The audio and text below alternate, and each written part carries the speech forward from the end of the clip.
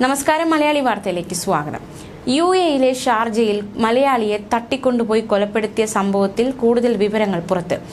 എന്താണ് കൊലയിലേക്ക് നയിച്ചത് എന്നതടക്കമുള്ള വിവരങ്ങളാണ് ഇപ്പോൾ പുറത്തുവരുന്നത്. സഹപ്രവർത്തകരായ പാകിസ്ഥാൻ സ്വദേശികളാണ് പ്രവാസി മലയാളിയെ അതിക്രൂരമായി കൊലപ്പെടുത്തിയത്. മരുഭൂമിയിൽ കൊന്നു കുഴിച്ചുമൂടി. പാകിസ്ഥാൻ സ്വദേശികളായ 2 പേർ ഈ ഒരു കേസുമായി ബന്ധപ്പെട്ട് അറസ്റ്റിലായി. ദുബായിലെ ടീസിംഗ് ട്രേഡിംഗ് എന്ന സ്ഥാപനത്തിലെ PRO ആയിരുന്നു അനിൽ. അറസ്റ്റിലായ പാകിസ്ഥാൻ സ്വദേശികളാകട്ടെ ഇതേ കമ്പനിയിലെ ജീവനക്കാരായിരുന്നു. തിരുവനന്തപുരം മുട്ടട സ്വദേശി അനിൽകുമാർ വിൻസെന്റ് ആണ് ക്രൂരമായി കൊല്ലപ്പെട്ടത്.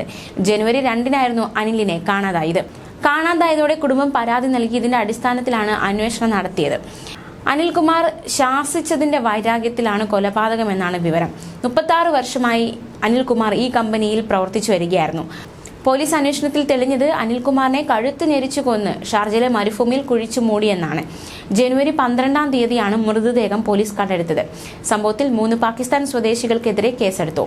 മൃതദേഹം മറവ് ചെയ്യാൻ കൊണ്ടുപോയ വാഹനത്തിന്റെ ഡ്രൈവറായ പാകിസ്ഥാനി പൗരൻ UAEയിൽ നിന്ന് കടന്നു കളഞ്ഞതായുള്ള വിവരവും പുറത്തുവരുന്നുണ്ട്. കൊലപാതകത്തിന് സഹായിച്ച മറ്റു 2 പേരാണ് പിടിയിലായത്. ദുബായ് ടെക്സ്റ്റൈൽ സിറ്റിക്കകത്തെ വെയർഹൌസിലായിരുന്നു കൊലപാതകം. അനിലിന്റെ മൂത്ത സഹോദരൻ അശോക് കുമാർ വിൻസെന്റ് ഇതേ കമ്പനിയിൽ ഫിനാൻസ് മാനേജറാണ്. ഇദ്ദേഹത്തിന്റെ ആവശ്യപ്രകാരമാണ് ജോലി സംബന്ധമായ ആവശ്യത്തിന് ഈ മാസം 2-ന് സഹപ്രവർത്തകനായ പാകിസ്ഥാൻ പൗരന്റെയും ഇയാൾ സഹായത്തിന് വിളിച്ച മറ്റൊരു പാകിസ്ഥാൻകാരന്റെയും കൂടെ അനിൽ ദുബായ് ടെക്സ്റ്റൈൽ സിറ്റിയിലെ വെയർഹൌസിലേക്ക് പോയത്. പിന്നീട് അനിലിനെ കാണാതാകുകയായിരുന്നു. കാണാനില്ലെന്ന പരാതിയിൽ പോലീസ് നടത്തിയ അന്വേഷണത്തിനൊടുവിലാണ് ഷാർജയിലെ മരുഭൂമിയിൽ കുഴിച്ചിട്ട നിലയിൽ അനിലിന്റെ മൃതദേഹം കണ്ടെത്തിയത്.